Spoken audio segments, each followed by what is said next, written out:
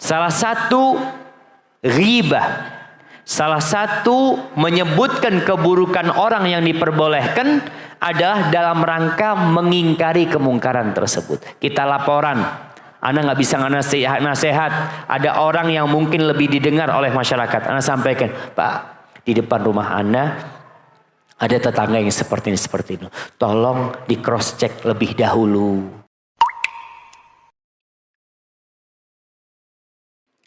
Tetangga yang ada di depan rumah Anda melakukan praktek perdukunan. Hati Anda tidak nyaman karena Anda tidak sanggup mencegahnya dengan lisan Anda. Karena iman Anda sangat lemah. Anda hanya mengingkari dalam hati dan berdoa pada Allah agar diberi petunjuk. Apakah Anda masih berdosa, Ustaz?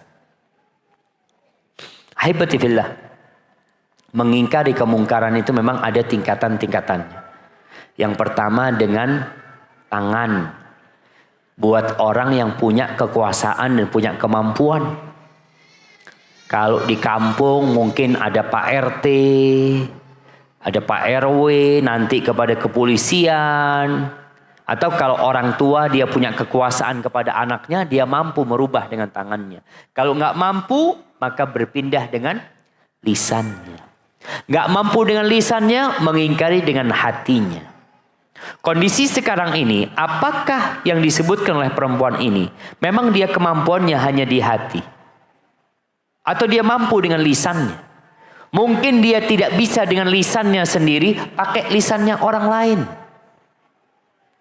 Salah satu ghibah, salah satu menyebutkan keburukan orang yang diperbolehkan adalah dalam rangka mengingkari kemungkaran tersebut. Kita laporan, Anda nggak bisa nasihat, ada orang yang mungkin lebih didengar oleh masyarakat. Anda sampaikan, Pak, di depan rumah Anda ada tetangga yang seperti ini.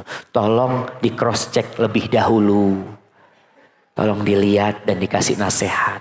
Mungkin mereka bisa memberikan nasihat. Pak RT mungkin bisa memberikan nasihat. Nggak bisa, siapalah tokoh di masyarakat yang bisa memberikan nasihat. Karena jamaah kadangkala ada kemungkaran terjadi setelah besar baru ketahuan orang. Seperti tempat-tempat mesum, tempat-tempat prostitusi.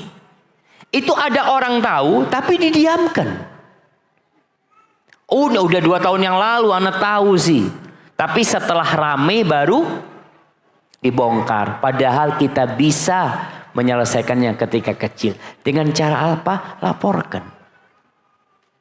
Kita menjaga negeri ini nggak bisa hanya polisi. Berapa jumlah polisi sih? Di setiap kampung itu ada satu namanya Babinsa. Babin Kaptipmas. Hanya satu. Penduduknya berapa di sana? Jadi semua rakyat Indonesia harus saling membantu untuk menjaga negeri ini. Salah satunya dari praktek-praktek perdukungan, tempat-tempat prostitusi, tempat-tempat kemaksiatan, tempat-tempat kesyirikan. Bagaimana kita menjaga negeri ini supaya azab Allah nggak turun?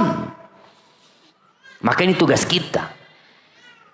Tolong anti laporkan kalau ada kelihatan di tempat itu tempat perjudian. Sekarang alhamdulillah pihak kepolisian ini menerima SMS laporan. Nanti ditindaklanjuti apa tidak, ya sudah, tugas kita sudah selesai. Ana sudah menyampaikan. Barakallahu fikum.